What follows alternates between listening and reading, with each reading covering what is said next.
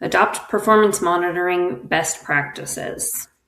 Okay, so this is really important for performance, is to know what's happening with your SQL Server. And I guess the question I often ask people when we're first looking at a server is, do you know what times of the day that you're having CPU issues? And somebody might respond with, well, it's slow all the time. Well, that doesn't necessarily mean it's a CPU issue. Do you know what time of the day you're having I/O issues? Well, they might say it seems slow all the time. Well, it could be that sometimes it's slow because of CPU, sometimes it's slow because of I/O, sometimes it's slow because of the amount of memory on your system or other things like that. So, using Database Health Monitor with our historic wait time monitoring, including things like tracking blocking queries, tracking deadlocks, and looking at what's slow, you can use this to establish a baseline and figure out if things are improving or getting worse and figure out how to spot those issues. We can also set up alerts for things like high CPU, high memory utilization, and figure out how to tune queries with the longest running plans in order to be able to get them to work faster on your system.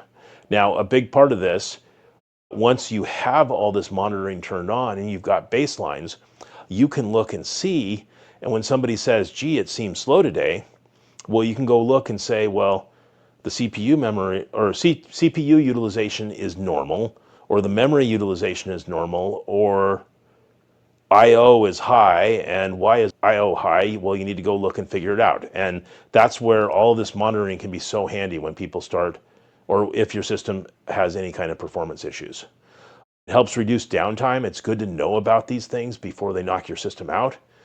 It really helps you optimize resource usage. I've seen too many times where somebody says, gee, our SQL Server is just slow all the time. Let's go get a bigger, faster server with more memory, more CPU, and faster disks. And I'll never complain about that, other than it increases costs quite a bit. If costs aren't a concern, you can just keep throwing more hardware at it.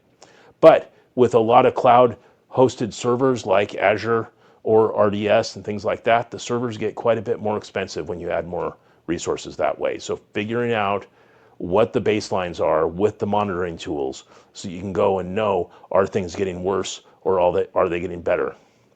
One of my favorite things on this was working with a client. All of a sudden their SQL Server got slow, and we were able to track it back to a query that had been deployed in a code update just that morning, figure out what it is, roll back that code change, get the query fixed so that the server performed well after that. Where without the monitoring tools, they would have just known that, gee, the server's slow now, and not necessarily been able to figure out why it's slow. So do what you can to prevent that downtime and optimize the resource usage. Thanks for watching. I'm Steve, and I hope you've enjoyed this video. If you like it, please click the thumbs up icon.